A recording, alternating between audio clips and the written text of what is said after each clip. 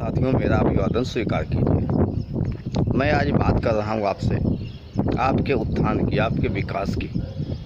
आप ये बात समझिए कि आपके भाई बंधु जो गांव में रहते हैं, जो अभी कस्बों में हैं, छोटे छोटे महानगरों में नहीं हैं, वो सरकारी नौकरियों से संबद्ध नहीं है, सरकारी किसी विभाग से संबद्ध नहीं है। उनकी क्या स्थिति है, इसका एक बार आकलन कीजिए। कभी जाइए गाँव की तरफ, आपको समझ में आ जाएगा। छोटे मोटे कोई ना कोई काम कर रहे हैं, ऐसा नहीं है कि काम नहीं कर रहे हैं। गुजारे के लिए हर आदमी कोई काम करता है, लेकिन आपकी सरकार ऐसी अव्यवस्थित तरीके से आपके लिए नीतियों का निर्धारण कर रही है कि आपके भाई उससे लाभान्वित नहीं हो पा रहे हैं। यूँ कहें कि बहुत पहले से, आज़ादी के बाद से 2014 तक, नरेंद्र मोदी के प्रधानमंत्री बनने तक विश्वकर्मा समाज का कहीं नाम लेवा नहीं था। लेकिन इस बीच 2010-11 के आसपास विश्वकर्मा समाज आहिस्ता आहिस्ता सोशल मीडिया आने के बाद उठना शुरू हुआ। सोशल मीडिया की क्रांति से, उसमें 2-4 नाम मैं बता सकता हूँ। खैर, सोशल मीडिया की क्रांति बहुत व्यापक हुई, उसके आधार पर कई आंदोलन हुए और अब परिस्थितियाँ ये बनी कि प्रधानमंत्री जी को भी विश्वकर्मा शब्द का उपयोग बार बार करना पड़ा। लेकिन नॉलेज नहीं तो बहुत कुछ होता है। कभी छोटे छोटे लोगों का देवता कहा, तो कभी उत्तर प्रदेश के मुख्यमंत्री कहते हैं कि महापुरुषों के नाम की छुट्टियां कैंसिल होनी चाहिए। भगवान विश्वकर्मा के नाम से एक छुट्टी मिलती थी 17 सितंबर की, वो भी कैंसिल कर दिया। तो कभी उन्हें महापुरुष से तुलना की गई, कभी छोटे छोटे लोगों का देवता कहा गया। और अब मोदी जी ने, प्रधानमंत्री ने विश्वकर्मा समाज या विश्वकर्मा शब्द का उपयोग करते हुए एक योजना घोषित की। हम ये नहीं कह सकते कि वह योजना विश्वकर्मा समाज के लिए, वह विश्वकर्मा शब्द का उपयोग करते हुए है, लेकिन लक्ष्य तो वही है।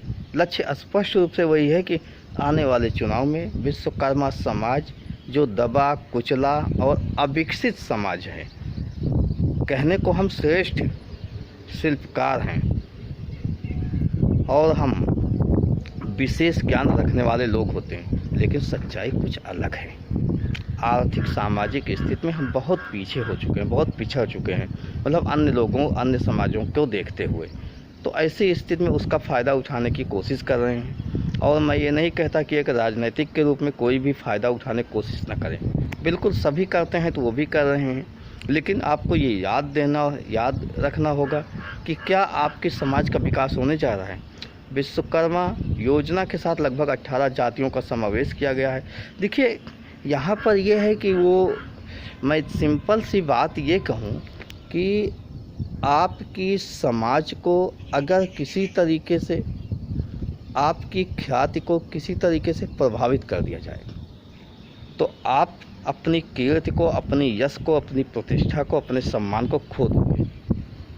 तो यहाँ से आपको श्रमिक के रूप में रखते हुए आपकी उस उदीयमान व्यवस्था को समाप्त करने की एक साजिश भी हो सकती है। ये प्रत्यक्ष रूप से तो हमें दिख रहा है कि हमारे लिए एक योजना है, लेकिन आप ध्यान दीजिए इस योजना से आपको लाभ कितना मिलेगा। खैर, लाभ देना एक अलग विषय होगा। मैं उस विषय पर आता हूँ कि आपका विकास कैसे होगा। तो वर्तमान परिस्थितियों में लोकतांत्रिक व्यवस्था में, किसी भी देश में जब लोकतांत्रिक व्यवस्था होती है, तो लोकतांत्रिक व्यवस्था में प्रतिनिधित्व चाहिए। और जब प्रतिनिधित्व होता है तो उस व्यक्ति की बात सदनों में रखी जाती है, सरकार के समक्ष रखी जाती है, समानांतर बैठकर रखी जाती है कि आप जो कर रहे हो वो यहाँ पर फॉल्ट है, हमारे लोग इसका फ़ायदा नहीं पाएंगे। हमारे लोगों को अगर फ़ायदा देने की नीयत है आप में, तो ऐसा काम कीजिए। तो ऐसा प्रतिनिधित्व आपके समाज को चाहिए। अभी आपके समाज से कोई भी व्यक्ति ऐसा नहीं है जो जाके आंखों में आंख डालकर कह सके कि हमारी इस योजना में ये आप बदलाव कीजिए जिससे कि हमारे लोगों को भी लाभ हो। तो आपको प्रतिनिधित्व चाहिए, भीख नहीं चाहिए। अभी आप लोग भीख मांगते हो, मुझे कुछ दे दो, मेरे नाम से कुछ दे दो, तो नाम से कुछ मिल जाने से नहीं होगा। आपके नाम से कोई एक लोटा जल लेकर कहीं चढ़ा दे और उसका वीडियो बनाकर डाल दे, तो आप भगवान नहीं हो जाओगे। और वो पानी आपकी प्यास बुझाने के लिए भी पर्याप्त नहीं होगा।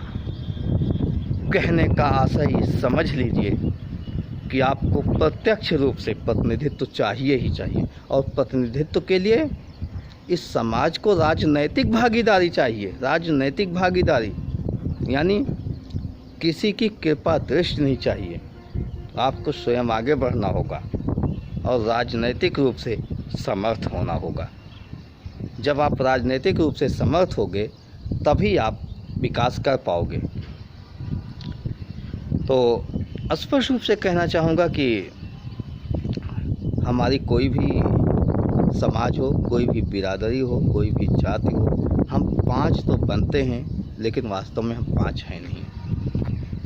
कहने को कहा जाता है कि मनुमय, त्वष्टा, शिल्पी, दैवज्ञ, लोहार, बढ़ई, सुनार, ठठेरा और काष्ठकार, ताम्रकार।